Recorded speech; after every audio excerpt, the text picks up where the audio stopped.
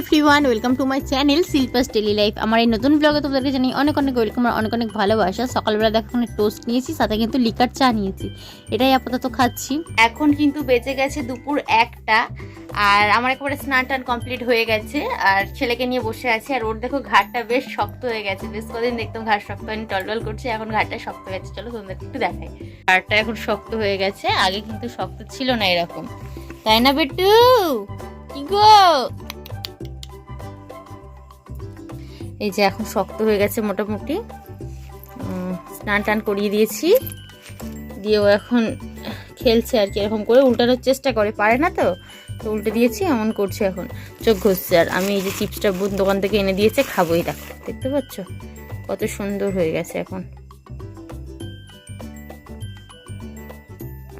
দেখো দুপুরে একদম সিম্পল মেনু, ডাঁটা দিয়ে আলু টালু দিয়ে মাছের ঝোল করেছে মা, আর এখানে করলা ভাজা করেছে।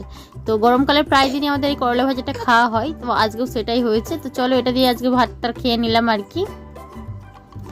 ফ্যানের হাওয়া খাচ্ছে, তাই তো? কি করে আমার বেটু, কি করে আমার লুতুলটা, কি করে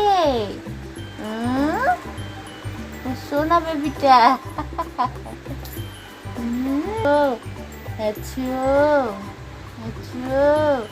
আমরা ছবি তুলি। হ্যাঁ দেখো এখন খাচ্ছি সিঙ্গারা দিয়ে মুড়ি, মা নিয়ে এসেছিল সিঙ্গারা, তো সেই সিঙ্গারাটা দিয়ে মুড়ি খাচ্ছি। আমার বেশ ভালো লাগে, সিঙ্গারাটার খোলটা খেতে ভালো লাগে না, বাট যে তরকারিটা হয় সেই তরকারিটা খেতে বেশ ভালো লাগে, সেটাই খাচ্ছি। রাত্রিতে মা এখানে বানিয়ে নিয়েছিল পরোটা, সাথে কিন্তু পটল আলুর তরকারি। পটল আলুর তরকারিটা হচ্ছে আমার বোনের ভীষণই প্রিয়, যেহেতু এই সিজনে পটল মানে আমদানি হয়ে গেছে, তো বোন প্রায় দিনই পটলটা খায়। তো চলো আজকে আমরা এটাই ডিনার করব।